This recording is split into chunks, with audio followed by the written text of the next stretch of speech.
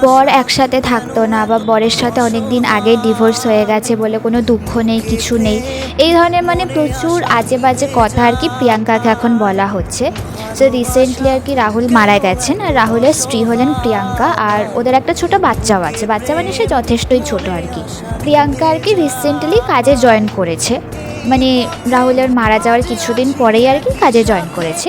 So এই নিয়ে আর কি মানুষের প্রচুর সমস্যা, এবং সোশ্যাল মিডিয়াতে প্রিয়াঙ্কাকে খুব আজে বাজে কথা বলা হচ্ছে। অনেকে আর কি রাহুলকেও বাজে কথা বলেছে, সেটা বাদই দিলাম, প্রিয়াঙ্কাকে অনেক আজে বাজে কথা বলছে তার কাজে জয়েন করা নিয়ে। সো আমার বক্তব্য হলো, যে মহিলাটির হাজব্যান্ড মারা গেছে এবং একটা ছোট বাচ্চা আছে, সেই মহিলাদের আরও বেশি করে কাজে জয়েন করা উচিত। তার কয়েকটা কারণ আমি বলছি। কারণ তার সংসারটা তো সেই মানুষগুলো চালিয়ে দেবে না, যারা আর কি আজে বাজে কমেন্ট করছে। আর বাড়িতে একটা ছোট বাচ্চা আছে, সো সেই বাচ্চাটার দায়িত্ব নেওয়া এবং সেই মহিলাটার নিজের দায়িত্ব নেওয়া, তার ফ্ল্যাটের ইএমআই দেওয়া বা ঘর ভাড়া দেওয়া বা তার নিজের বাড়ি থাকলে তার বাড়ির ট্যাক্স দেওয়া, সেটা কিন্তু সেই মহিলাটাকেই দিতে হবে। বাচ্চাটার এবং নিজের খাওয়া পড়ার দায়িত্ব নিজেকে নিতে হবে।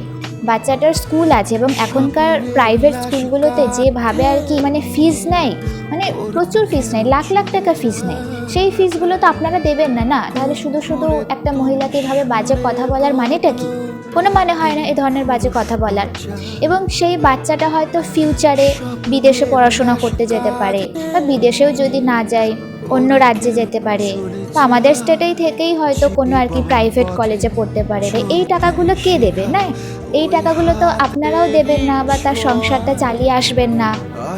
এছাড়াও প্রিয়াঙ্কার যে মা বাবা, তাদের দায়িত্ব নেওয়া, আর সে কতটা কষ্টের মধ্যে আছে সেটাও আপনারা জানেন না, আপনারা দূর থেকে কিন্তু বুঝতে পারবেন না আর কি। মানে যাই সে নিজেই বোঝে সে কতটা কষ্টের মধ্যে আছে। সে যখন আর কি সব কিছু কাটিয়ে উঠে বাচ্চাটার ভবিষ্যতের দিকে তাকিয়ে আবার কাজে ফিরছে, তখন তো তাকে এইভাবে বাজে কথা বলে অপমান করার কোনো মানে হয় না।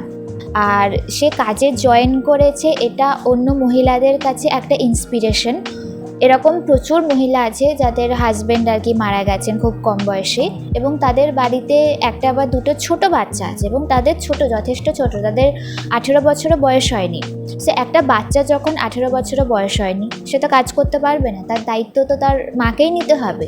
বাবা যখন নেই, সেই বাচ্চাটার মেন্টাল হেলথের দিকেও কিন্তু তার মাকেই খেয়াল রাখতে হবে। তো একটা মা যদি এইভাবে ভেঙে পড়ে, তার বাচ্চাটাকে কে সামলাবে? আপনারা তো গিয়ে সামলে দিয়ে আসবেন না।